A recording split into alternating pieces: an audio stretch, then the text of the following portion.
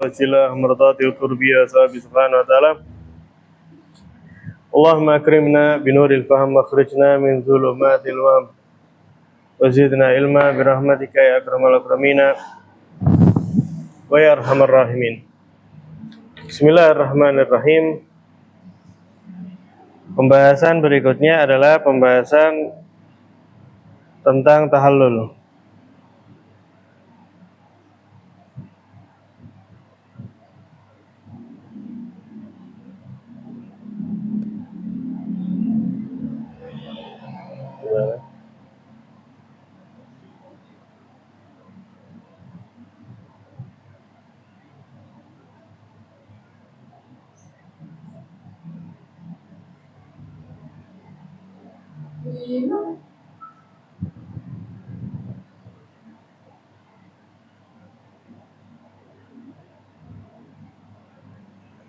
Ya.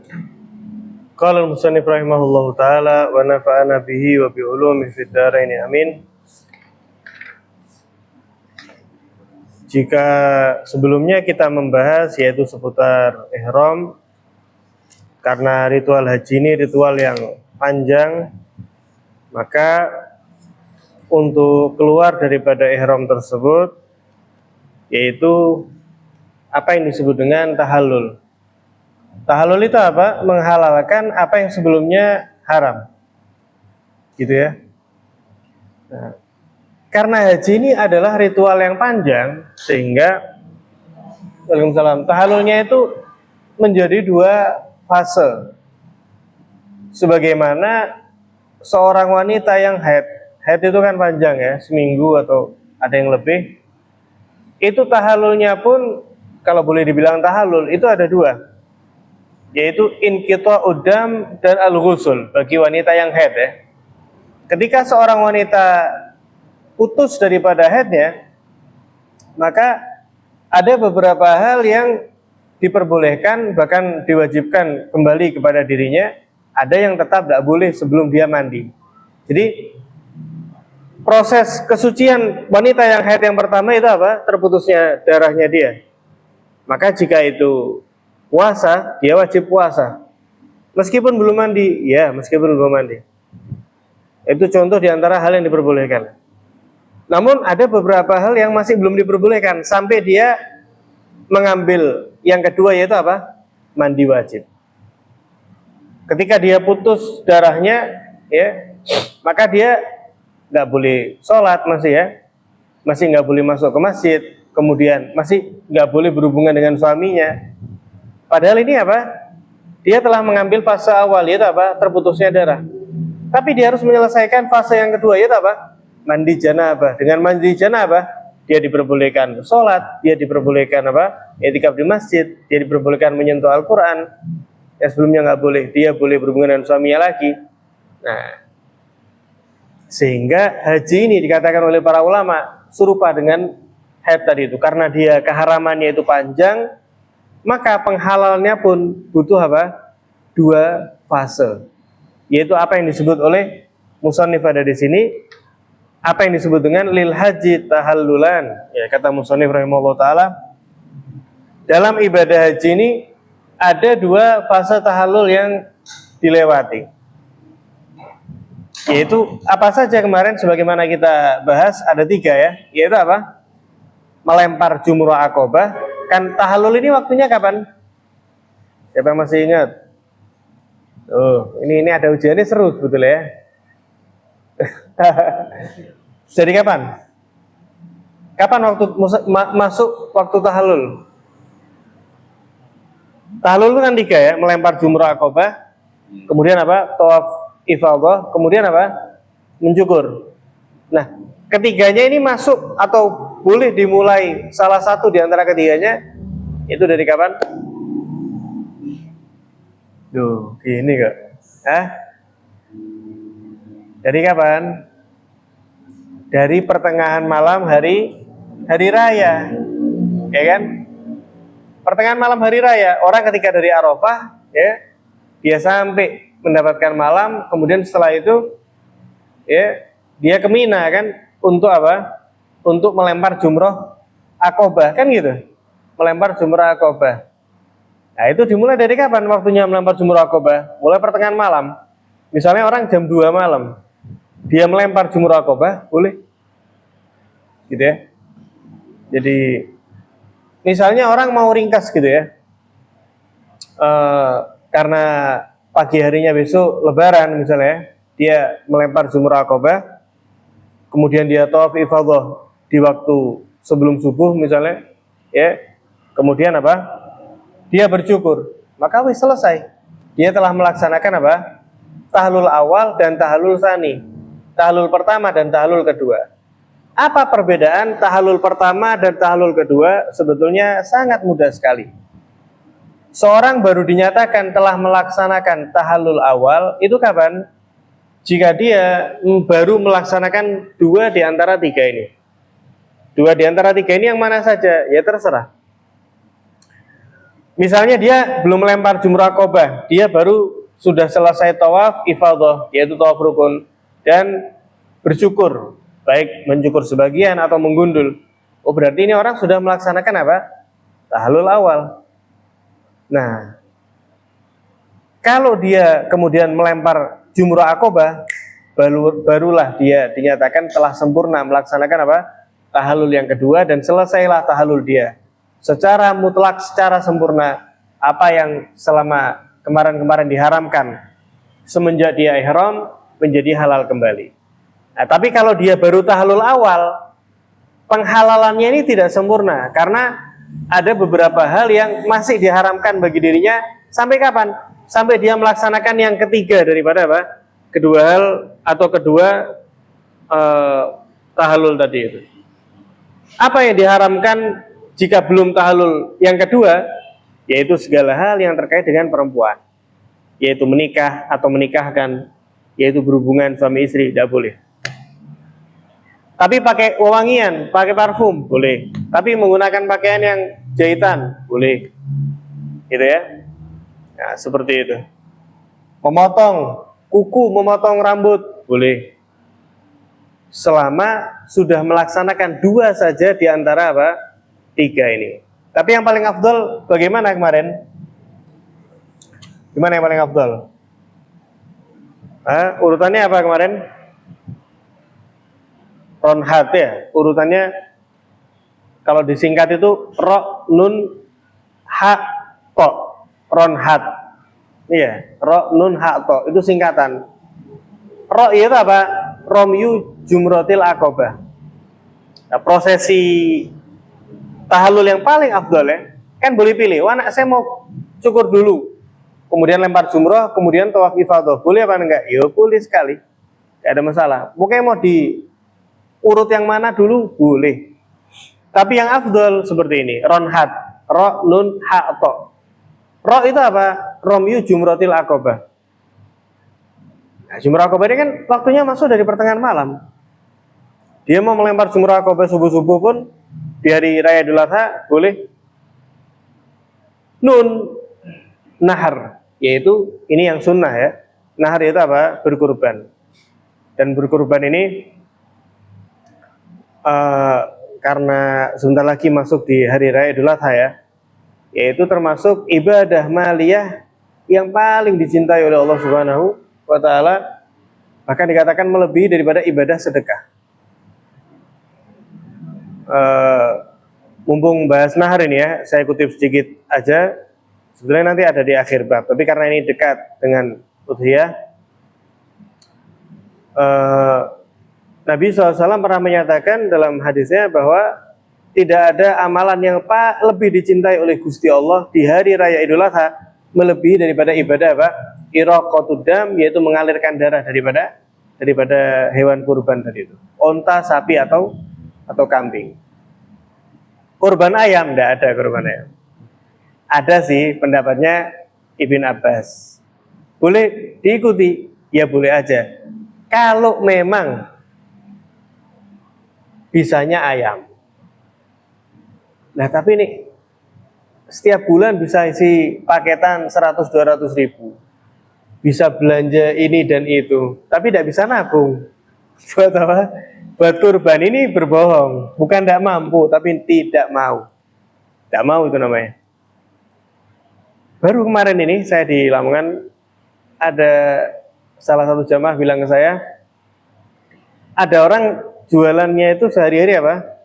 Ini bukan mengecilkan profesi ya, tapi ini luar biasa. Ada orang Masya Allah, dia bekerja keras, kerja jualan pentol Korea. Pentol Korea itu ya. Setiap tahun dia kurban sapi, bukan kambing, sapi. Setiap tahun. Beliau berprofesi jualan apa? Pentol Korea tadi itu. Jadi, Waalaikumsalam. Oh, sehingga di sini bukan urusan apa? Bukan urusan mampu atau tidak, tapi mau atau tidak. Nah, masalahnya, iya karpetnya digelar tidak apa-apa, Mas Saudara. Mas, karpetnya tolong digelar sekalian tidak apa ya, tolong ya. Masalahnya Nabi SAW itu dalam tanda kutip kata-katanya seperti ini, kurang lebih, barang siapa yang memiliki keluasan lebihan rezeki untuk berkurban, tapi tidak mau berkurban, fala yaqrabanna musallana. Maka jangan sekali-kali dekat-dekat sama tempat sholat kita, wis. Bahasa sederhananya ya, orang punya kelebihan rezeki yang cukup buat kurban, kok tidak mau kurban, bukan boloku ini bukan golongan ini. Ibarat kata seperti itu. Bisa ini jualan pentol Korea sapi loh ya. Saya sendiri takjub, sapi. Ya, sampai puluhan juta, belasan sampai puluhan juta. Sapi itu yang kecil aja belasan juta. Sehingga kenapa al-udhiyah atau berkurban ini sangat amat istimewa dalam Islam? Karena itu perintah, bahkan disandingkan oleh Allah Ta'ala dengan apa? Perintah sholat. Ya, inna atainakal kautsar fasholli li rabbika wanhar. Sholatlah kamu, ya ini sholat apa? Idul Adha, wanhar, dan sembelihlah. Sehingga ibadah kurban ini adalah sunnah yang sangat amat ditekankan di dalam agama Islam. Bukan sunnah yang sepele ya, sunnah yang sangat amat ditekankan dalam agama Islam. Salam, masyaallah, alhamdulillah. Juga disunahkan dalam berkorban itu berkorban dengan cara disembelih sendiri. Paling afdol seperti itu. Ada di sini yang pernah nyembelih sendiri? Saya pernah sih? Belum pernah? Pernah ke? Ayam, kambing belum? Kambing, sapi. Nah, itu afdol itu ya. Kalau nggak mampu, boleh diwakilkan ke orang lain yang menyembelihkan, tapi tetap disunahkan memandang daripada penyembelihan hewan kurban tersebut. Sayyidah Fatimah putri Nabi SAW, beliau berkurban. Maka Nabi SAW memanggil beliau, wahai Fatimah, kesini. Saksikanlah wahai Fatimah, karena setiap kucuran darah daripada hewan kurban tersebut adalah peleburan dosa daripada Allah Subhanahu wa Ta'ala. Tetap disunahkan apa? Berkurban. Nah, namanya aja kurban ya harus berkorban. Dalam artian apa? Kita harus berkorban, menyisihkan sebagian daripada uang kita, ya lebihan. Lebihan ini berarti apa hadirin? Lebihan dalam artian lebihan daripada apa yang wajib untuk kita gunakan. Untuk kita, untuk orang-orang yang wajib kita nafkahi. Nah, kalau untuk kita, untuk orang-orang yang wajib kita nafkahi, daripada makanan, daripada tempat tinggal, daripada pakaian, terus ada lebihan. Ini berarti kita dimampukan oleh Allah Subhanahu wa Ta'ala untuk berkurban. Kita dimampukan, pilihannya mau apa enggak. Kambing sekarang mungkin harga 2 juta, ya mungkin ada kecil-kecilan gitu ya. Tapi yang penting kurban. Dari kapan ini? Ya harus ketika seorang mampu, ya harus dari saat itu juga. Karena kurban ini bukan hanya ibadah yang sederhana, melainkan ulama menyebutkan ya, kurban ini adalah satu langkah bagi kita untuk menyembelih sisi hewani daripada diri kita tadi. Manusia pada dasarnya itu memiliki karakter-karakter hewani, yaitu, mohon maaf, yaitu rakus, ya, yaitu tamak, yaitu memegang betul daripada apa yang ia miliki, gitu ya. takut diambil orang lain, dan lain sebagainya, dan lain sebagainya. Sehingga sifat hewani tersebut ya disembelih, dikikiskan daripada hati manusia melalui ibadah apa? Udhiyah, yaitu berkurban gitu.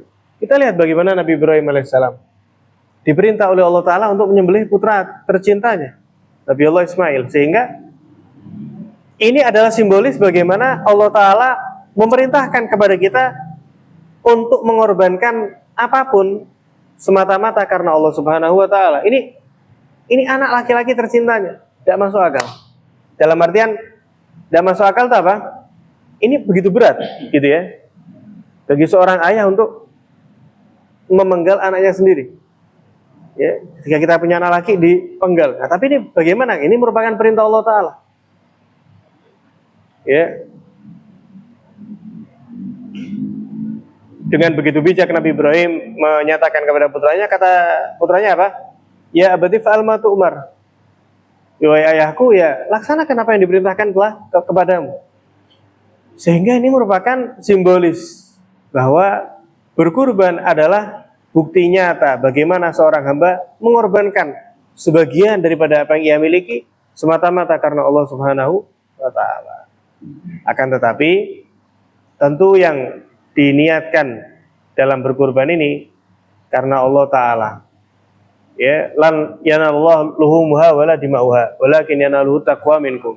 Yang sampai kepada Allah Ta'ala bukan darah yang mengucur, bukan pula dagingnya, gitu ya. Naam, semakin besar semakin afdol, ya. Semakin bagus yang dikorbankan semakin afdol. Tapi itu tidak menjadi tolak ukur. Sehingga kita kemudian berpikiran, aduh saya ini bisanya kurban kambing kecil, malu saya kepada Gusti Allah. Wis tahun depan aja wis. Loh, tahun depan ya kalau masih hidup. Loh, mana yang lebih memalukan? Ketika kita kurban yang kecil semampu kita atau enggak sama sekali? Ketika enggak sama sekali. Enggak wis saya nanti sombong saya nih kurban, dilihat tetangga-tetangga saya. Ini pola pikir seperti apa gitu ya? Seperti yang pernah kita bahas, karena keikhlasan itu hadirin adalah sesuatu yang kita upayakan. Ikhlas itu diupayakan dan harus berulang-ulang. Tidak bisa orang, mohon maaf, misalnya orang belum pernah berkurban terus berkurban, mungkin ya ada dalam hatinya, Masya Allah, kamu ini pada akhirnya berkurban loh ya, kamu ini menjadi selangkah orang yang baik. Mungkin ada dalam hati, mungkin ada ujub, mungkin ada ini dan itu. Namanya manusia, tidak apa-apa, berusaha ikhlas. Tahun depan kurban lagi. Lama-lama lah, kurban menjadi hal yang biasa pada dirinya, bukan hal yang perlu untuk disombongkan, dan nggak ada lagi ujub. Normal orang kurban di mana-mana, hal yang lumrah, sehingga itu bukan hal yang menjadi apa? Kesombongan. Nah, nanti pada akhirnya dia akan nyampe. Kalau bahasa sekarang apa? Nyampe ini orang. Nyampe dalam artian apa? Dia sudah nggak lagi ada rasa sombong, rasa ujub, karena nggak perlu hal-hal seperti itu. Sholat pun demikian. Gak khusyuk, lama-lama jadi khusyuk. Sedekah mungkin pertama ada riya, ada sombong, tapi lama kelamaan sedekah itu menjadi apa? Hal yang dia eman-emani untuk pahalanya hilang hanya dengan apa? Disombongkan tadi. Jadi begitu penting ya berkurban ini dalam Islam, yaitu apa? Kita sebetulnya ya kita insya Allah mendapat pahala membagikan daging kepada orang-orang tadi itu. Tapi yang jauh lebih penting daripada itu, bagaimana kita sebenarnya sedang mengorbankan sebagian apa yang dititipkan oleh Allah Ta'ala kepada kita dengan apa? Berkurban tadi itu. Dengan berkurban tadi itu. Dan berkurban ini hadirin, syarat sah supaya kita dibilang berkurban, itu ada bagian yang kita berikan kepada fakir miskin. Misalnya antum berkurban, kemudian misalnya sebagian kilo dibagikan, sebagian besarnya disimpan buat antum, misalnya buat jenengan. Boleh enggak? Boleh, enggak ada masalah. Tapi ya medit aja gini ya. Kalau kita bicara boleh apa enggak? Boleh. Asal supaya jatuhnya itu udhiyah, ibadah berkurban, harus ada yang diberikan kepada fakir miskin. Nah, yang paling afdol bagaimana? Yang paling afdol ya kalau Nabi SAW ya itu dibagi menjadi 3. Sepertiga diberikan kepada fuqara wal masakin. Jadi bentuknya apa? Sedekah. Sepertiganya lagi yaitu berupa hadiah, diberikan sekalipun kepada orang-orang yang mampu dalam rangka apa? Menyambung hubungan silaturahim kepada tetangga. Tetangganya kaya, tidak apa-apa dikasih. Gak harus orang yang membutuhkan semuanya gitu ya. Yang sepertiganya disimpan untuk dirinya sendiri. Nah, seperti itu. Misalnya ada orang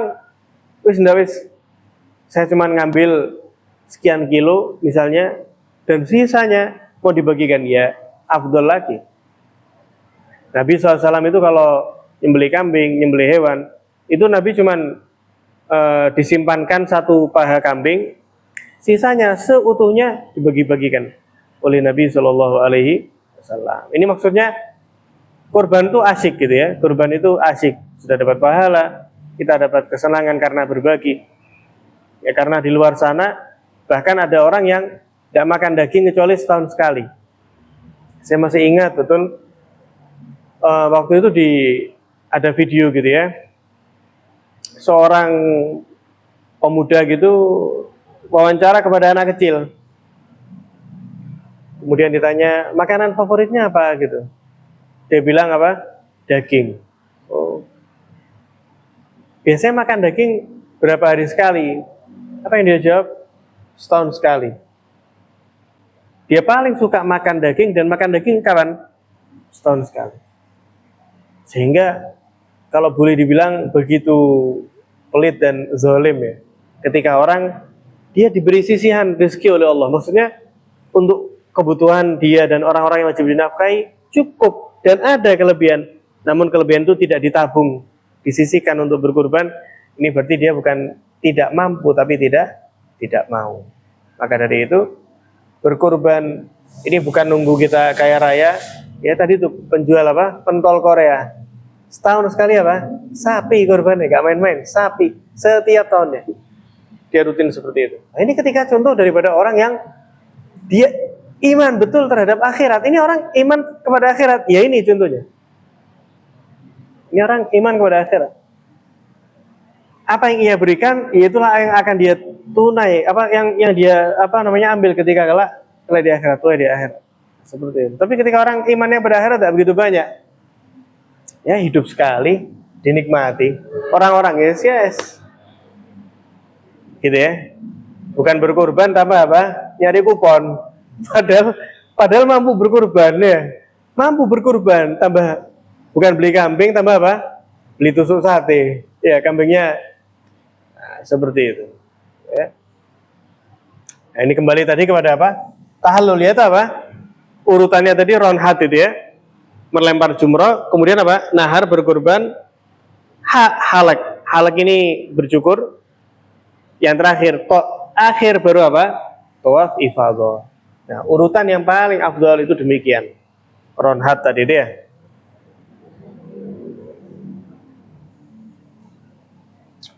Al-awal, nah ini tahlul yang pertama, yahsulu ini terjadi bi'isnain min rami jamratil aqabah wal halak wa tawafil ifadah. Yaitu tahlul awal itu terjadi dengan dia melaksanakan 2 di antara 3 ini. Baru 2 saja dia sudah dinyatakan tahlul awal. Itu apa? Melempar jumrah aqabah, kemudian mencukur, kemudian tawaf rukun atau tawaf ifadah. Wa bisalis yahsulu at-tahallul atani. Nah, dengan dia melaksanakan yang ketiga daripada 3 perkara ini, barulah dia dinyatakan telah melaksanakan tahallul tsani. Nah, kalau sudah tahallul tsani, dihalalkan semuanya. Wa yahillu bil awwali, dan menjadi halal dengan tahallul yang pertama itu saja. Apa itu? Jami'ul muharramat, yaitu apa? Segala hal yang diharamkan sebelumnya. Apa saja itu? Ya banyak. Ya, seperti tadi yang saya sebut apa? Memotong rambut, memotong kuku misalnya, kemudian menggunakan wewangian, menggunakan pakaian yang berjahit, ya, pakaian yang mengikat bagi seorang lelaki, yang akan haram sebelumnya, sekarang menjadi halal. Hanya saja yang diharamkan bagi dia sebelum melaksanakan tahallul tsani, yaitu yang dilaksanakan baru dua, ya, kurang satu, kan tahallul kan ada 3 perkara itu, dia baru melaksanakan 2 kurang satu, maka yang diharamkan apa? Intinya segala hal yang terkait dengan pasangannya atau kepada istrinya, yaitu apa? An-nikah, ya, tetap tidak boleh dia berhubungan suami istri, wa akdahu atau akad nikah, baik dia yang menikah atau dia yang menikahkan, dia menjadi wali, itu tidak boleh. Wal mubasyaratu bisahwa, kemudian bersenang-senang kepada istrinya dengan syahwat sekalipun tidak berhubungan suami istri. Nah, kapan diperbolehkan? Ya tinggal laksanakan yang ketiga tadi itu. Antara melempar jumroh aqobah, tawaf rukun, ifadah atau apa? Bercukur. Wabit tahallul lisani bagiha. Nah, dengan dilaksanakan tahallul yang kedua, yaitu satu di antara ketiga hal, sehingga sempurnalah ketiga-tiganya tadi itu, maka dihalalkan segala hal yang sebelumnya itu hukumnya haram.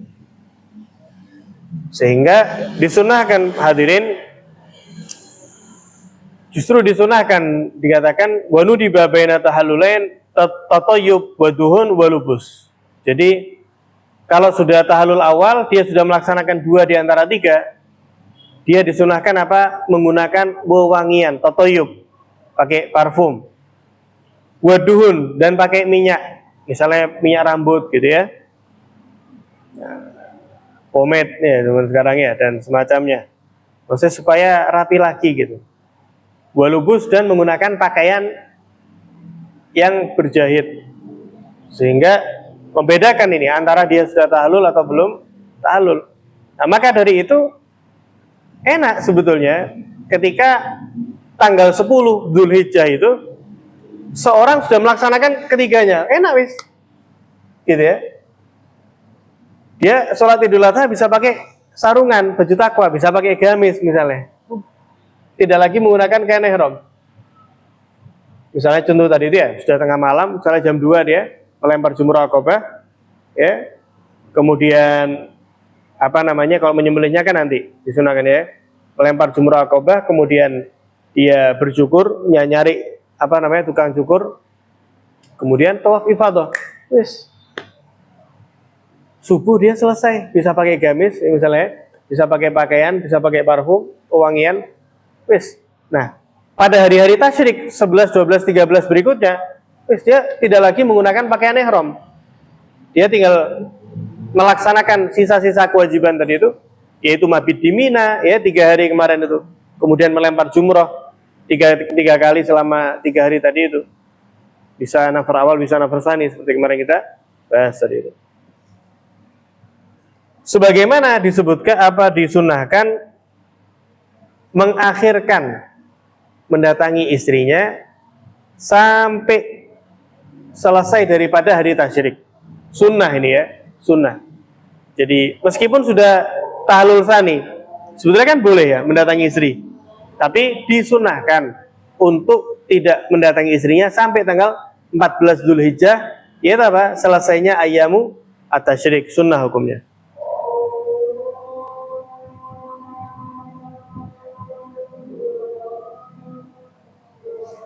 Inilah daripada apa? Daripada tahallul.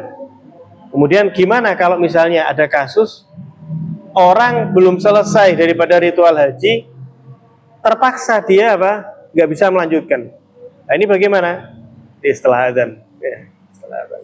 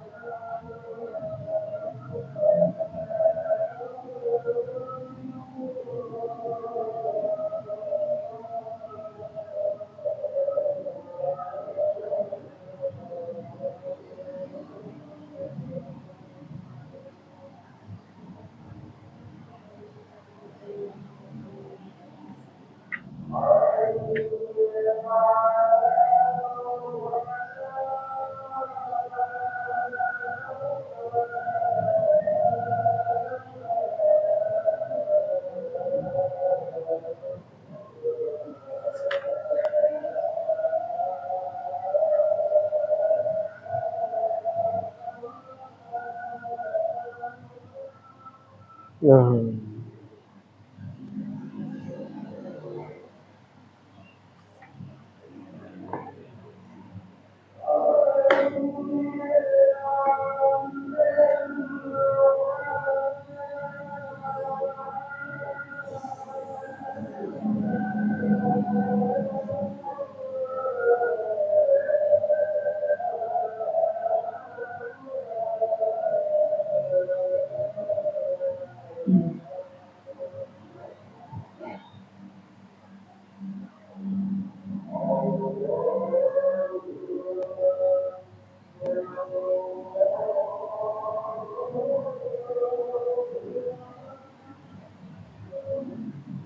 Allah.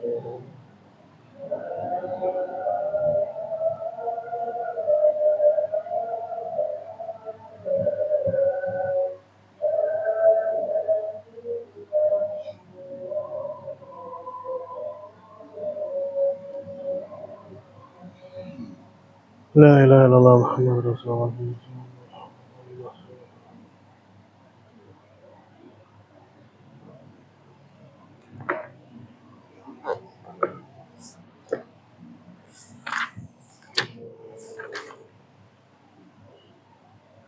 Yaitu ada pada istilah fikih itu ya, yang dinamakan dengan al-muhsor.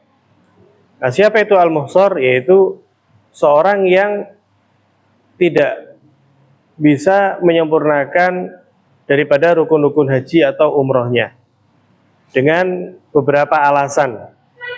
Karena mungkin dia dicegat, dibegal, naudzubillah, atau karena dia sakit, atau karena dia ketinggalan rombongan dan lain sebagainya. Maksudnya apa?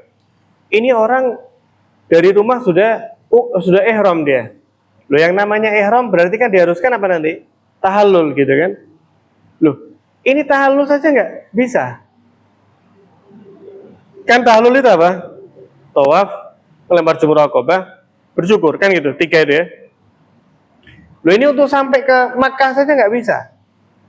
Tapi dia kondisi sekarang sudah ihram. Tapi naudzubillah dia sakit atau adalah intinya penghalang. Loh ya apa ini?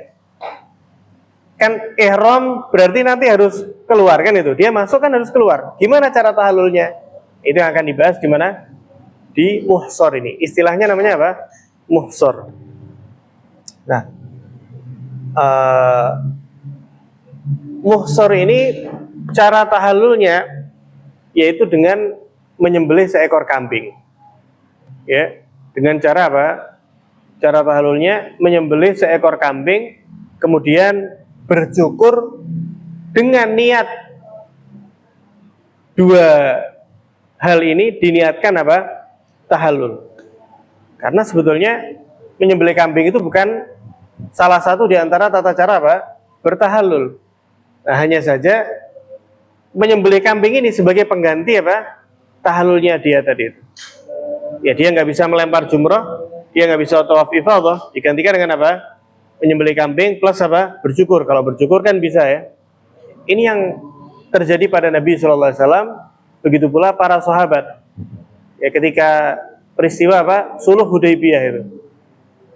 Nabi Shallallahu Alaihi Wasallam, panjang ya kita bahas sejarah tapi akhirnya nanti. Yang intinya kala itu penduduk Makkah khawatir bahwa Nabi SAW dan para sahabat ini akan menguasai daripada kota Makkah. Sebelum mereka masuk dicegat di tengah jalan. Tidak boleh, Muhammad dan sahabatnya tidak boleh. Nabi dan para sahabat kala itu sudah ihram. Sudah ihram. Singkat cerita, kemudian dibikin perjanjian ya, Sulh Hudaybiyah tadi itu, yang ada di sejarah, sirah, dan Nabi menyetujui. Kenapa Nabi menyetujui? Bukan Nabi takut, Nabi licik, hasya wa kalla. Nabi paling pemberaninya orang. Melainkan, ya Nabi menyatakan, nggak lama akan dibuka kota Mekah tadi itu. Sehingga orang akan berbondong-bondong masuk ke kota Mekah ya dengan sukacita. Nabi menyetujui. Para sahabat bukan nggak taat kepada Nabi, tapi mereka sudah ihram ini. Ini ke Mekah cuma apa? Melaksanakan ibadah. Ada akhirnya salah seorang istri Nabi kalau nggak salah Ummu Salamah, Sayyidah Ummu Salamah bilang kepada Nabi. Ini pentingnya seorang istri soleha ya. Ya Rasulullah, gak usah sedih, jangan sumpah ya Nabi. Gampang, tahallullah engkau, saya cukurkan dirimu ya Nabi, izin saya cukur rambutmu ya Nabi, kemudian keluar daripada perkemahan. Ketika para sahabat melihatmu bercukur, tahallul, maka semuanya pasti akan ikut. Ini ide keluar dari mana? Dari istrinya Nabi Sallallahu Alaihi Wasallam. Bukan berarti Nabi tidak terfikirkan seperti itu ya, tapi ini dari sudut pandang bagaimana seorang wanita dan seorang istri berpengaruh besar pada apa? Pada Nabi. Akhirnya betul, Nabi tahallul, beliau bercukur, ya, dengan menyembelih kambing, kemudian dilihat oleh para sahabat. Para sahabat pada akhirnya apa? Ya dengan berat hati sebetulnya karena sedih gak jadi ke Mekah, mereka pun apa? Bertahallul sebagaimana Nabi Shallallahu Alaihi Wasallam. Seperti itu. Kalau misalnya nggak mampu beli kambing, nggak apa-apa, yaitu bersedekah tapi senilai harganya kambing. Kalau nggak bisa beli kambing, bagaimana? Bersedekah senilai kambing, ya, dengan makanan pokok tadi itu. Nggak bisa juga beli makanan pokok pengganti kambing, berpuasa sebanyak berapa mud daripada makanan pokok tersebut. Misalnya gini, nggak bisa beli kambing, ya khair, apa? Harganya kambing itu berapa? Anggap 1,5 juta misalnya, yang kecil-kecil. Nah, beras itu kalau 1,5 juta dapat berapa mud? Satu mud itu satu ini ya. Misalnya dapat sekian mud, nah, maka puasanya sekian hari deh. Misalnya dapat 100 mud misalnya, berarti dia puasa 100 hari. Dia puasa sebenarnya apa? 100 hari. Nah, seperti itu. Jadi setiap satu mudnya puasa 1 hari. Seperti itu. Wallahu alam bishawab. Mungkin ada yang bertanyakan dalam hal ini? Yang takmir dan ini untuk yang misalkan ihram gitu. Yang puasa 100 hari itu. Iya, dia bukan batal ihram tapi dia sudah ihram tapi dia tidak bisa melanjutkan haji atau umrohnya. Menyembelih kambing. Iya, menyembelih kambing sama bercukur tadi itu. Soalnya kan tidak bisa, kan padahal tahallul itu kan harusnya 3 ini kan, melempar jumroh, tidak bisa dia, udah nyampe. Kemudian tawaf ifadah, tidak bisa juga, kan itu. Tinggal halak. Nah, sehingga sebagai gantinya apa? Halak ini tetap karena cukur kan bisa. Tapi sama kambing tadi itu, kambing tidak bisa. Makanan pokok seharga kambing itu pun tidak bisa. Yang terakhir apa? Berpuasa sejumlah mud timbangan daripada makanan pokok senilai 1 kambing tadi.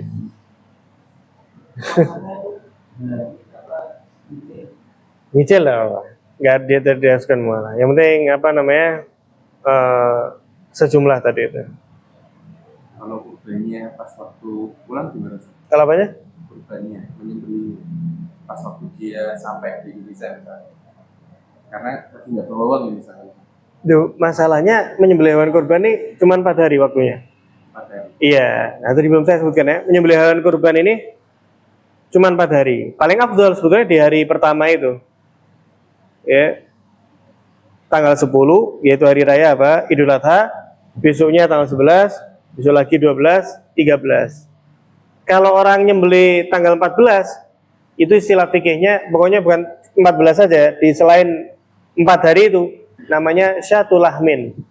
Ya dia hitungannya sedekah bagi-bagi daging kambing gitu aja. Dapat pahala enggak? Dapat, tapi jauh pahalanya dengan pahala berkurban. Berbeda jauh. Fasholli li rabbika wanhar. Ini nahar ini. Sebetulnya istilah nahar itu jadi metode penyembelihan itu ada 2. Ada zabhun, ada naharun. Kalau zabah itu ya sapi, kambing, sembelih diputus hulkum sama mari, yaitu saluran nafas dan saluran makannya. Kalau nahar itu sebenarnya nahar itu buat onta. Jadi kalau zaman dulu penyembelihan onta itu dengan menggunakan Alatnya itu seperti pisau panjang, seperti pedang. Kemudian di ujungnya itu jadi dua gini. Dan itu penyembelihannya tidak di gebok kayak sapi gitu, onta ini ya. Ini sapi diikat segala macam, onta besar sekali. Caranya gimana? Bukan ditidurkan seperti itu. Ini kalau zaman dulu ya. Kalau sekarang sepertinya udah berubah. Itu dengan ditusuk dari bawah, bagian hulkum sama mariknya juga. Saluran nafas dan saluran makannya ditusuk dari bawah. Tek tek. Nah, dua ini jadi memotong dan memotong. Ada videonya di YouTube itu, Nahrul Ibil misalnya, diketik itu, zaman dulu itu ya. Jadi langsung deg-deg jatuh, deg-deg jatuh. Yang ahlinya seperti itu. Itu namanya nahar itu. Kalau zabah itu yang ditidurkan dulu, sapi, kambing itu zabah. Seperti kalau kasus ini Pak bisa mungkin nggak terjadi sekarang? Apa ini? Yang membatalkan nekrom. Sangat-sangat mungkin. Sangat-sangat. Nah. Contoh kasus maksudnya gimana? Nah gini, tadi belum mana bilang kapan dia itu dinyatakan gagal melaksanakan haji jika dia terlambat untuk sampai di Padang Arafah ya, sampai masuknya tanggal 10 maghrib. Jadi dia maghrib atau isya ala kulihal dia gagal wukuf di Arafah pada tanggal 9 itu. Oh, itu mungkin yang nggak dapat taslah dulu. Wallahu alam. Wallahu alam. Yang apa? Yang ngaji langsung berangkat. Lah ya, itu bisa. Iya. Dapat. Sebetulnya ini gambaran buahnya. Misalnya apa? Naudzubillah, misalnya kalau dulu orang naik kapalnya kesasar atau kapalnya banyak sebenarnya ini gambarannya. Atau gambaran paling sederhana sebenarnya naudzubillah min dzalik, sakit misalnya. Dia sakit terus tidak bisa lanjut. Nah, itu ihsar namanya, muhsir. Orangnya iya nyembelih kambing tadi. Wes ya tahlulnya dia ya itu. Tapi tidak sah dulu. Ya udah haji. Ya udah haji. Ini cuman apa ya? Ini cuman proses menghalalkan apa yang sebelumnya diharamkan dengan ihram. Kan wis kadung haram ini sekarang loh. Ya harus tahallul. Lah ya apa? Ya apa tahallul nyampe aja ndak? Nah ini caranya kayak gitu. Kalau nyembelihnya di Indonesia Ustaz, kita posisi di Mekah. Ini nyembelih apa nih, kurban? Iya, kan tapi tahallul kan waktunya cuma 4 hari Ustaz. Oh iya. Nah, pas kita nggak bawa uang Ustaz. Loh enggak, ini nyembelih dalam rangka mereka membatalkan tahallul ya.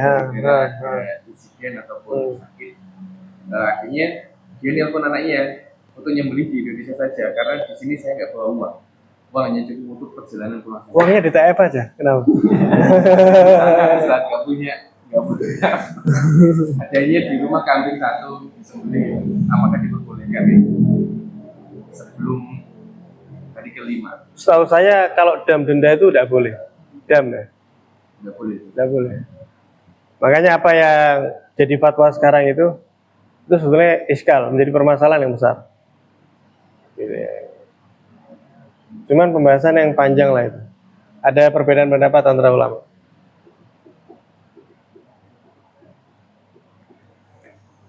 Ya. Wallahu alam. Ada lagi mungkin? Teman yang akan datang, insya Allah kita akan bahas tentang beberapa macam niat haji dan konsekuensinya. Nah itu judulnya, Wi. Berapa niat haji mumpung ini ya, dan konsekuensinya. Kalau yang pernikahan, judulnya yang akan datang sekalian ghirah atau kecemburuan dalam Islam. Ghirah atau tanda kurung aja, ghirah tanda kurung kecemburuan dalam Islam. Apakah Islam mengajarkan posesif yang seperti apa yang diajarkan dalam Islam? Di pertemuan yang akan datang. Tapi pertemuan sekarang kita melanjutkan yang kemarin. Bismillahirrahmanirrahim. Di sini dahsyat sekali ya. Dalam Adabul Islam fi Nizamil Usrah, ya Allah Sayyid Al-Muhaddits Sayyid Muhammad bin Alwi Al-Maliki rahimahullah taala wa nafa'ana bi bil mudarin amin. Beliau melanjutkan ya, yaitu bagaimana hilangnya gentleman dari seorang lelaki ketika dia acuh tak acuh atau tidak ada rasa kecemburuan merasa melindungi daripada wanita yang ada di sekitarnya. Wanita ini banyak ya, bukan hanya istri saja, tapi juga misalnya dia punya bibi, dia punya ibu, bahkan dia punya saudara, dia punya anak, dia punya adik. Ala kulihal wanita yang ada di sekitarnya. Orang hilang kelelakiannya ketika dia tidak ada lagi apa? Rasa protek kepada wanita-wanita tersebut. Di antara sebabnya apa? Kemarin yang kita bahas, yang pertama apa? Yaitu karena sebab meremehkannya orang-orang daripada harga diri tersebut. Ya, bisa jadi karena apa kemarin? Karena emang mereka nggak ada rasa ghirah, kecemburuan. Ya wis, istrinya mau ngobrol sama siapa, yes, bebas. Istrinya mau di mana aja, monggo, tanpa izin sama suami ya. Nggak tahu. Kalau ditanya, istri kamu sekarang di mana? Tidak tahu ya. Ini nggak benar berarti. Karena istri itu kemanapun, ini yang harusnya ya. Istri itu kemanapun, itu sudah seharusnya diketahui oleh seorang suami. Misalnya, dia sekarang izin kemana? Ke rumah temannya misalnya, diantar. Kemudian dari rumah temannya mau ke, sederhana misalnya mau ke Indomaret lah, itu harus izin. Dan itu harus diketahui oleh seorang suami tadi. Sini. Sehingga ketika itu tidak ada lagi diberikan oleh seorang suami kepada istrinya, seorang istri tidak lagi merasakan adanya apa? Protek kepada dirinya. Lu kok los-losan gini ya, gitu ya. Los-losan gini. Saya kemana tidak ditanya. Saya sama siapa tidak ditanya. Gitu ya. Sehingga pada akhirnya seorang wanita akan terkikis daripada apa? Dalam tanda kutip, penjagaan kehormatannya tadi. Wa ifu ta'ifa nisa'ukum. Kemarin ya dalam hadis. Kemudian yang kedua kemarin apa? Yaitu apa bahasanya?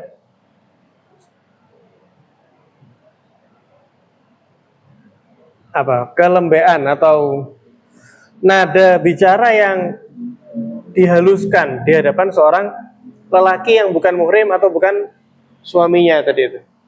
Seperti kemarin itu ya. Kuda lemah gemulai ya. Apalagi di tempat kerja ya, rekan kerja misalnya. Kemudian ya seperti itulah. Karena ada hadirin. Jadi selama dia itu wujudnya manusia, itu memiliki syahwat siapapun dia. Gak ada terus orang, loh kamu kok salaman dengan yang bukan, gak ada syahwat. Yo, gelas berarti dia ya, bukan manusia itu. Gak ada. Pasti ada syahwat itu, mohon maaf, bukan hanya pikiran berhubungan suami istri, bukan. Syahwat itu apa? Kecenderungan hati kepada sosok tersebut, itu syahwat namanya. Bukan berhubungan suami istri terlampau jauh. Tapi mukaddimah daripada itu, kecenderungan hati, ketertarikan, pengen selalu dekat, pengen selalu mendengar suaranya, ya, pengen selalu memandang wajahnya, misalnya, ini syahwat sudah. Ketika sudah muncul demikian, dia sudah masuk perangkap apa? Perangkap setan. Kata Nabi SAW apa? An-nadratu sahmun min sihamil iblis al-marjum. Pandangan yang melesat dari seorang lelaki kepada wanita itu ibarat lesatan anak panah daripada iblis yang melesat. Jadi di antara sebab kemarin apa? Yaitu lemah gemulainya seorang wanita sama rekan kerja misalnya. Sampai diguyoni sama rekan kerja. Itu sangat tidak pantas sekali. Seorang wanita seperti itu. Apalagi seorang wanita yang sudah bersuami. Guyon-guyonan, ngakak-ngakak misalnya sama rekan kerja, tidak seharusnya. Lunda ini kan modern. Hati-hati, nanti itu sudah dibantah oleh siapa? Syed Muhammad Al-Maliki. Atau misalnya kalau zaman sekarang, ya mungkin atasan dengan bawahan lah, WhatsApp, tapi pakai kata-kata yang nggak profesional gitu ya, atau pakai emo misalnya. ada love-nya misalnya. Itu kan mulai apa? Diletakkan benih-benih daripada apa? Ketertarikan tadi itu. Ketertarikan. Buaya dikasih ayam, ya dicaplok, ya. Ada buaya misalnya dikasih ayam, yuk dicaplok. Ini bukan buaya dia, kadal atau apa mungkin ya. Kan gitu. Nah, seorang lelaki ketika apa? Melihat seorang wanita seperti itu, oh ini lampu hijau berarti. Kalau dia lemah gemulai kepada saya, ya berarti apa? Berarti lampu hijau. Maka dari itu kemarin seperti kita bahas harus apa? Dari awal harus lampu merah. Dalam artian apa? Galak. Galak bukan berarti diamu ya. Ada orang laki tidak kenal. Kamu ini bukan. Apa nggak pantas gitu ya? Nggak ada video. Dan lain sebagainya. Bukan itu ya. Tapi harus, memang harus itu meninggikan suaranya. Misalnya ada orang yang mengetuk, siapa? Nadanya itu harus apa? Tinggi. Siapa ya? Siapa? Misalnya Kang Majidnya ada. Oh, enggak ada di luar. Harusnya seperti itu. Bukan justru apa? Lemah gemulai tadi itu. Wes itu yang kemarin ya. Asalis yang ketiga. Daripada sesuatu yang bisa merontokkan apa? Al-ghirah. Kecemburuan daripada seorang lelaki terhadap wanitanya. Kata beliau, al-ikhtilat alladhi bada yafshu bainal jinsain wa khususan bainal ailat wal asdiqa bismi ziyarat al-ailah. Yaitu apa? Telah dijadikan suatu yang lumrah bercampur baurnya antara kaum lelaki dengan perempuan yang tidak mahram dengan atas nama kekeluargaan, alumni, ini dan itu, rekan ini dan itu, wal asdiqa, ya, dengan alasan ini kan teman lo, ini kan gitu ya. Apalagi sampai apa? Berkholwah. Kholwah ini apa hadirin? Yaitu berduaan di dalam ruangan yang sama. Nah, ini tidak boleh. Nabi SAW beliau bersabda apa? Ma khala rajulun bimra'atin illa wa kana syaitanu salisahuma. Tidaklah ada seorang lelaki yang berduaan dengan perempuan kecuali setan itu nongkrong bersama mereka. Lu ndak, saya ini bisa menjaga diri misalnya. Lu ini Nabi. Lu ini Nabi SAW yang mengatakan ya, tidaklah seorang lelaki berdua dengan seorang perempuan kecuali setan bersama mereka. Setan adalah sosok yang ketiga di antara mereka. Dan Nabi SAW adalah sosok yang menjauhkan daripada umatnya daripada bahaya-bahaya setan tadi, pemikiran-pemikiran setan. Pernah suatu ketika Nabi SAW waktu 10 malam terakhir di bulan suci Ramadan. Beliau kan iktikaf ya, 10 hari terakhir malam-malam Ramadan. Kemudian di malam-malam tersebut salah seorang istri beliau yaitu Sayyidah Sofiyah binti Huyai mendatangi Nabi. Ya, menghampiri Nabi SAW di masjid. Wes duduk ngobrol bersama Nabi, yang mungkin kangen ya, namanya istri. Wes setelah itu sebagainya, selesai mau pulang diantar sama Nabi. Diantar sama Nabi sampai ke depan masjid, sampai ke pintunya istri beliau yaitu Sayyidah Ummu Salamah. Pas sampai di depannya pintu Sayyidah Ummu Salamah, ada dua orang sahabat pemuda lewat. Ngelihat Nabi bersama salah seorang perempuan. Ya kan? Kemudian dua pemuda ini mengucapkan salam kepada Rasulullah. Rasulullah bilang, ala rislikumah. Ya, waalaikumsalam. Kemudian, ya tidak apa-apa. Kok bahasa kita sekarang, nggih, monggo-monggo, gitu ya. Oh iya, silahkan, tidak apa, jalan. Kemudian Nabi bilang, innama hiya Sofiyah binti Huyai. Hei kalian berdua, ini itu Sofiyah binti Huyai. Maksudnya apa? Kan tutup semua ya. Ini tengah malam, Nabi bersama seorang wanita. Nabi mengklarifikasi hal tersebut kepada dua sahabatnya. Apa kata sahabat tersebut? Ya, teksnya saya lupa. Yang intinya, Subhanallah ya Rasulullah.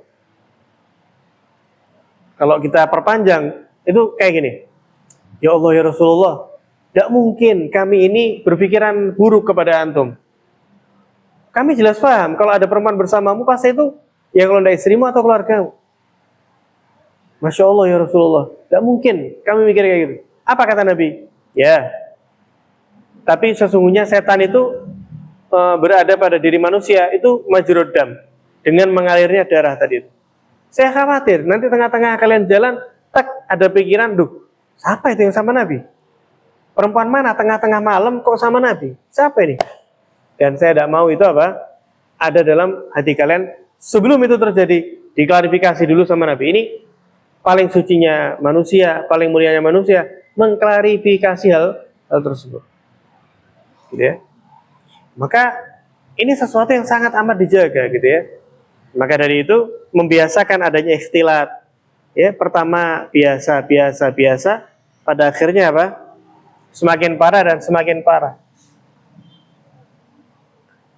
Dan apa namanya? Kata beliau, wa hadzal ikhtilat bi kulli surah, dan pencampur bauran daripada lelaki dengan perempuan dengan apapun alasannya itu menjadi tantangan yang berat pada zaman sekarang ini. Ini zaman beliau ya, beberapa tahun yang lalu. Bahkan kata beliau, ini apa? Wasbahal munkiru lahu muttahaman birraj'iyah wa ta'khur. Bahkan orang yang mengingkari daripada hal itu, kolot ini orang jadul ini, masa cuman nongkrong lagi perempuan kok dilarang? Apa ini? Kamu ini orang-orang ketinggalan zaman kamu ini. Itu sudah dijawab oleh beliau. Akan dinyatakan dia orang yang seperti itu. Ya.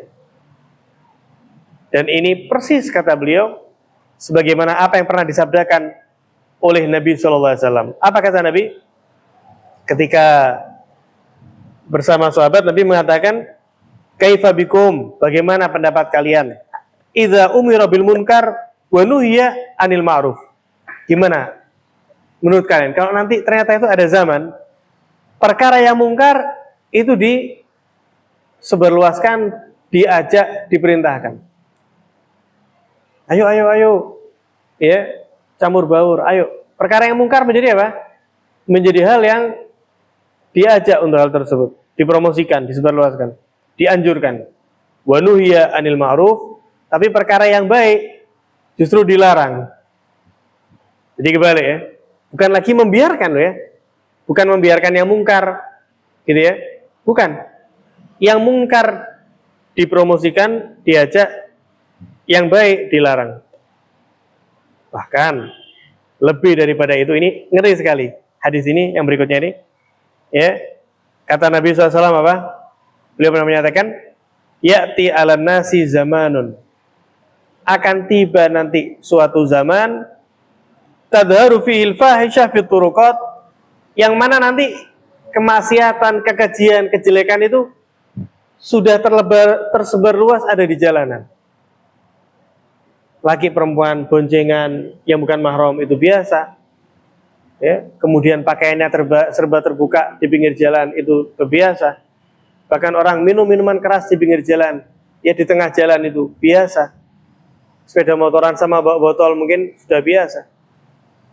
Hatta yakula ahaduhum li fa'iliha, kata Nabi apa? Nanti di akhir zaman itu akan terjadi kemaksiatan itu bukan lagi sembunyi-sembunyi, tapi di tengah jalan. Sampai sebagian di antara mereka yang dianggap soleh itu, mentok yang bisa mereka upayakan tuh cuman bisa apa? Lautahanai tabiha antorik. Bukan lagi melarang. Tapi orang yang paling baik di antara mereka akan menyatakan apa?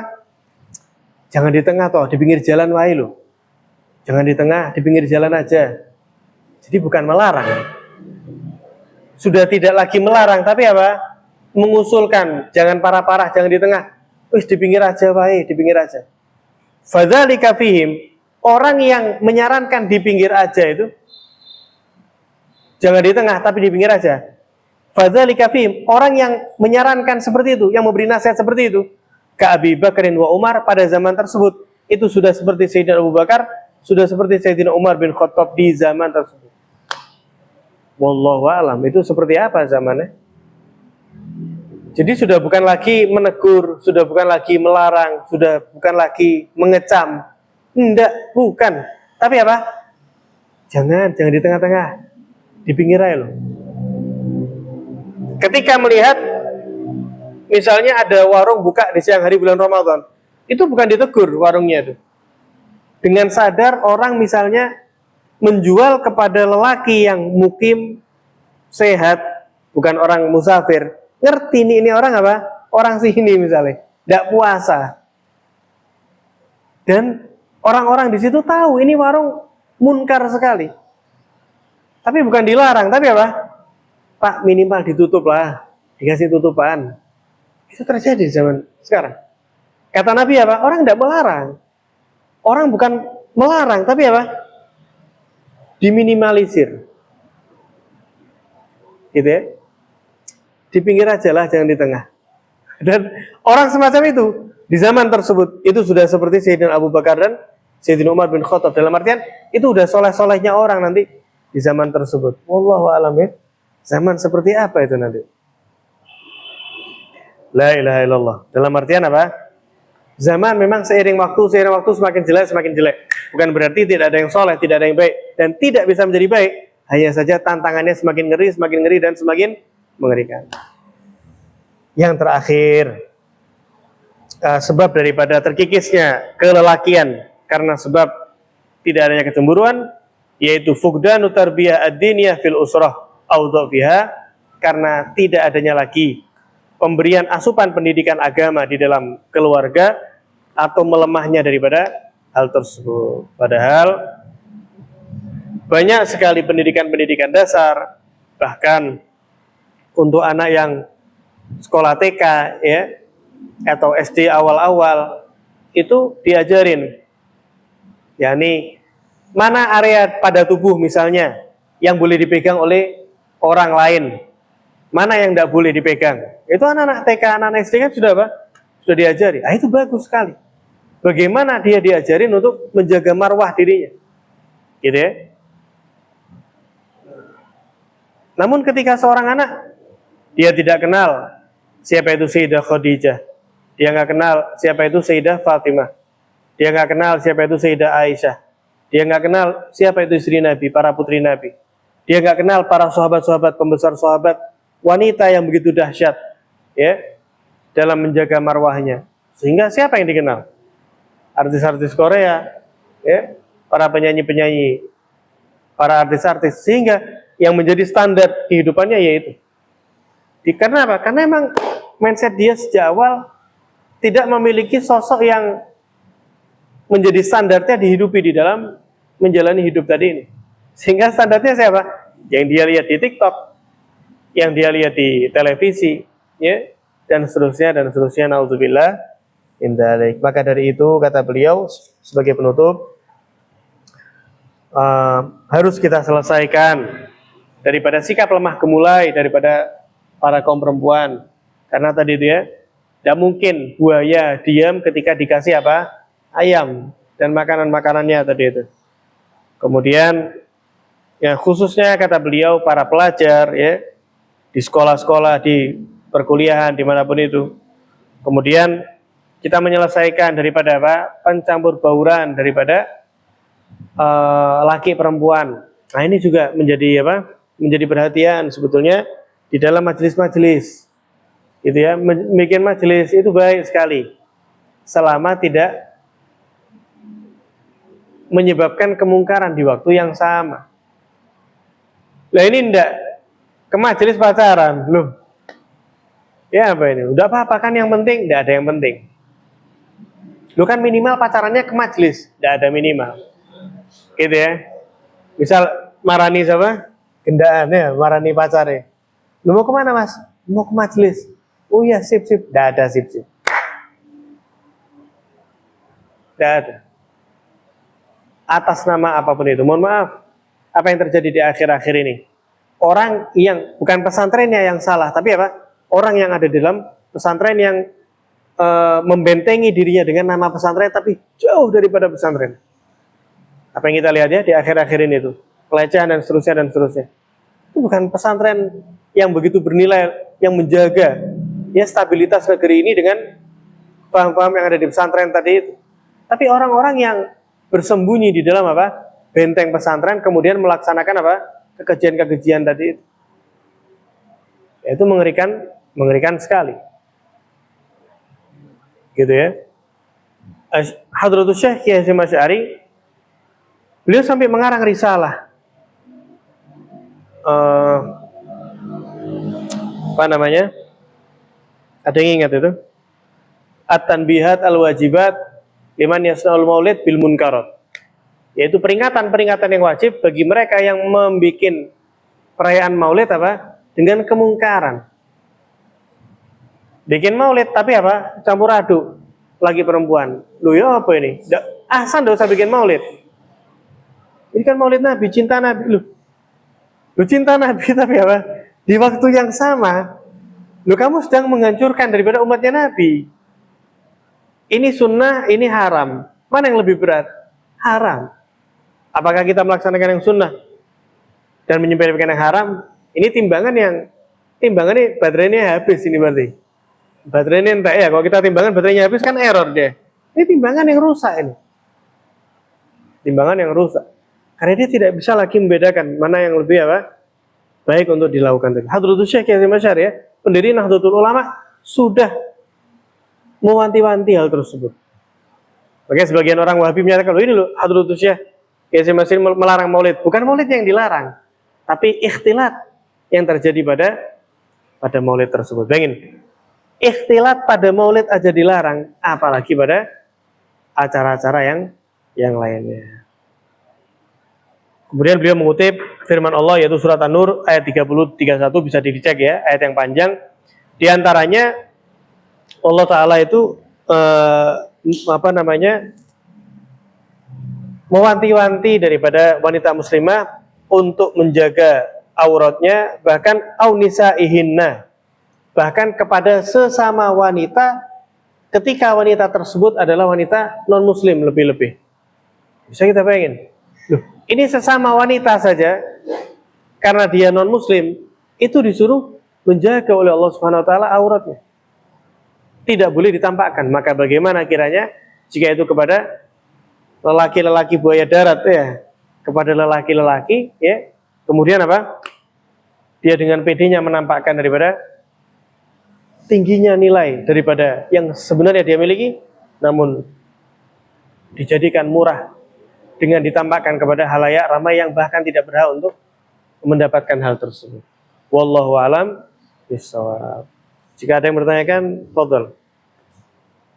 Pembahasan ini atau yang lain tidak apa-apa.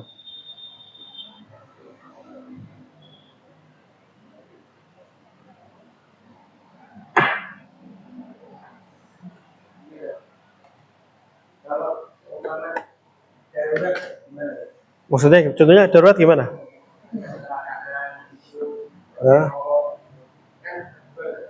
Oh iya, nah betul. Pertanyaan yang bagus. Jadi kalau gitu kan ada timbangannya berarti ya. Salah satu di antara maqasidus syariah, salah satu di antara tujuan syariat ini ditetapkan dan disampaikan oleh Allah melalui Nabi Muhammad SAW, itu apa yang disebut dengan hifdzu an-nafas, yaitu menjaga nyawa, menjaga jiwa.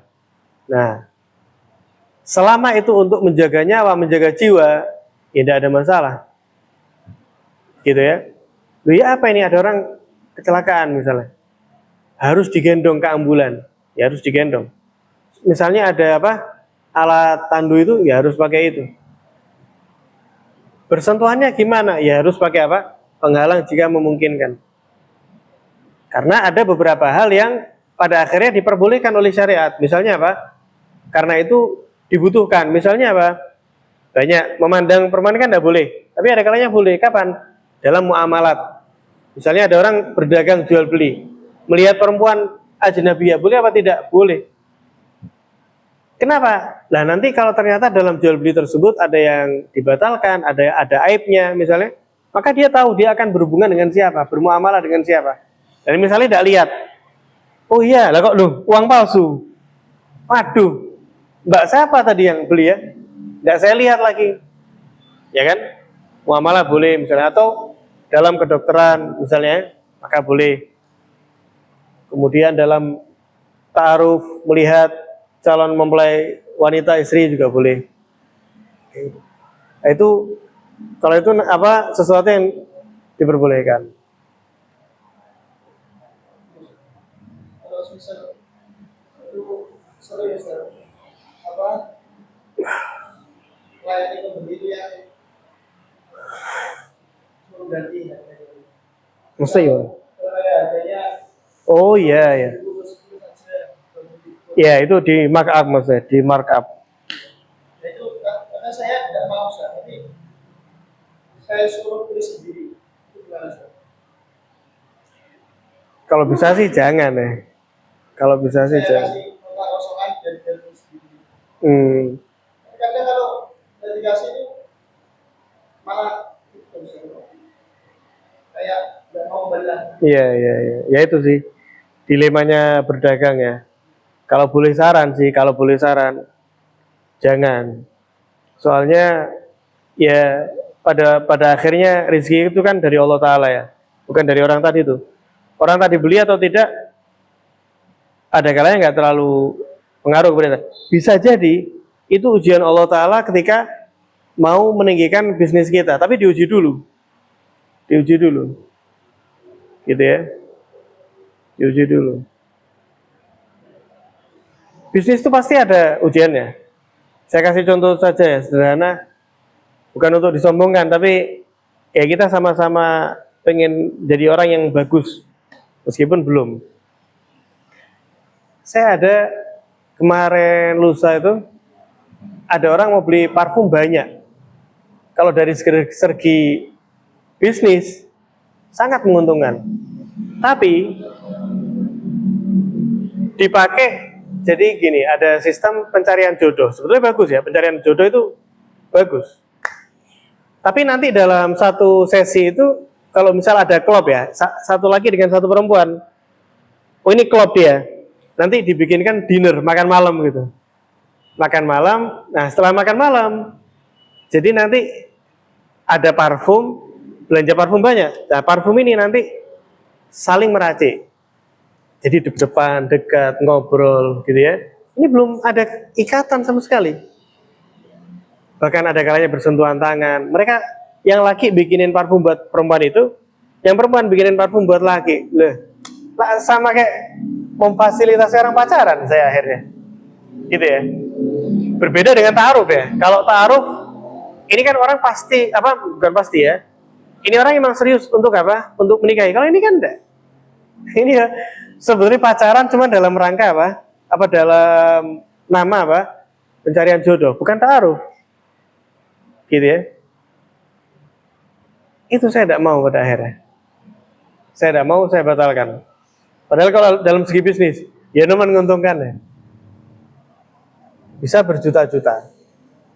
Tapi ya tadi itu, bisnis pasti ada apa? Tantangannya tadi itu. Tinggal insya Allah ketika kita menjaga apa yang Allah Ta'ala dari Allah yang Ta'ala larang, insya Allah bagus. Amanah gitu ya. Amanah. Sama, sekalipun mebel juga tuh. Dan amanah itu nanti masalahnya kembali kepada diri kita, kembali kepada keluarga kita. Imam Bukhari itu, Al-Imam Muhammad bin Ismail, sampai beliau jadi sosok yang dahsyat itu ya. Itu karena barokah bapaknya, Ismail itu. Muhammad bin Ismail ya. Ismail ini, ya, saya Ismail ini muridnya Imam Malik bin Anas, tapi bukan ulama. Tapi cinta kepada ulama, pedagang kaya raya, pedagang jual beli, dan amanahnya luar biasa. Pernah suatu ketika, waktu tokonya mau tutup, gitu ya, ada salah seorang ngelihat barangnya dia nih. Berapa ini, wahai imam, wahai syekh? Gitu. Oh, harganya ini sekian. Tapi ini sudah mau tutup. Kalau jenengan mau, besok ya. Besok bisa nih dijual. Oh ya wis, besok tak kesini lagi. Wis lewat ya orang itu ya. Gak lama ada orang lagi sebelum ditutup ini. Ada orang lagi lewat. Seneng sama barang yang sama itu. Berapa ini harganya? Oh ini sudah ada yang mau beli Pak. Tapi karena udah mau tutup, besok dia kembali. Loh berapa harganya ini? Emang harganya sekian. Tak beli wes 2 kali lipat. Ya bener. Oh nggak bisa, mohon maaf sekali. Ini sudah janji nih sama orang besok mau dibeli. 3 kali lipat, 4 kali lipat. Saya tidak mau nanti ketika ketemu dengan Allah Ta'ala di akhirat, bertemu dalam keadaan pernah melanggar janji sama orang tadi itu. Sehingga beliau waktu mau wafat, beliau kumpulkan anak-anaknya, Imam Bukhari diantaranya itu, Muhammad bin Ismail ya. Syekh Ismaili mengumpulkan anak-anaknya, saya mengatakan mana? Ketahuilah wahai anak-anakku, bahwa saya ini bapak kalian sekalipun tidak pernah tidak amanah di dalam tijarah, di dalam berdagang ini. Jadi kaya raya, maksudnya bukan ulama tapi pebisnis. Mengumpulkan anaknya dengan menyatakan apa? 1 dirham pun tidak ada yang didapatkan daripada syubhat tadi itu. Karena nanti efeknya ke barokah, bukan hanya segi nominal aja, tapi apa? Barokah tadi itu. Insya Allah nih kita jaga lebih laris, lebih ramai, lebih lancar. Insya Allah. Kalau misalnya harganya kan contoh ya 20.000, terus dinego sama orangnya ketemu di harga 18, dan terus disuruh nulis 20 tetap itu masih ada. Ya masih ada. Masih ada. Lebih keren lagi ya. Agak kepanjangan sedikit apa ya. Lebih keren lagi itu gini. Para ulama itu dan kita kira nggak berdagang ya. Imam Abu Hanifah, seingat saya Imam Abu Hanifah, beliau itu punya toko kain, toko pakaian, toko kain. Kemudian beliau sholat kan di masjid, pulang sholat ke tokonya, ada orang ngelihat orang beli kain. Kain ini tidak ada di pasar kecuali dari tokonya Imam Abu Hanifah. Ditanya lah, kamu beli ini, kelihatan kan orang beli kain. Beli ini di mana Pak? Oh di toko itu, toko tadi itu, tokonya Imam Abu Hanifah. Iseng lah beliau, ditanya berapa belinya ini? Harganya sekian, anggaplah 300 dirham ya. Anggaplah 300 dirham. Saya beli 300 dirham. Loh, itu toko saya Pak. Ayo balik yuk, pegawai saya keliru itu kayaknya. Didatengin, ditanya. Terus apa? Loh ini kamu jual? Iya, berapa? 300 dirham. Loh keliru. Ini kan jenis kain yang ini. Kalau yang premium misalnya ya, yang premium ini 300. Kalau yang ini 200 dirham ini, bukan 300. Loh ya maaf Pak kalau gitu. Maaf wahai Imam ya. Imam Abu Hanifah ini. Maaf wahai Imam, keliru saya. Kata orang yang beli, tidak apa-apa Imam. Kain yang bagus kayak gini, tak beli 300 pun pantas. Tidak apa-apa, saya ridho, saya halal. Oh jangan. Ini kembaliannya 100. Loh enggak. Tidak apa-apa, ini saya senang kok beli. Enggak. 1 di antara 2, kata beliau. Kamu tak kasihkan kain ini sama kamu, tapi tak susui 100. Atau batalin aja kainnya, tidak usah dibeli. Ini segitunya. Ini dari segi keuntungan, untung enggak? Untung. Tapi karena pegawainya itu salah ngasih harga, itu mau disuruh balik di ilani uangnya tadi. Imam Abu Hanifah ya, rahimahullah ta'ala.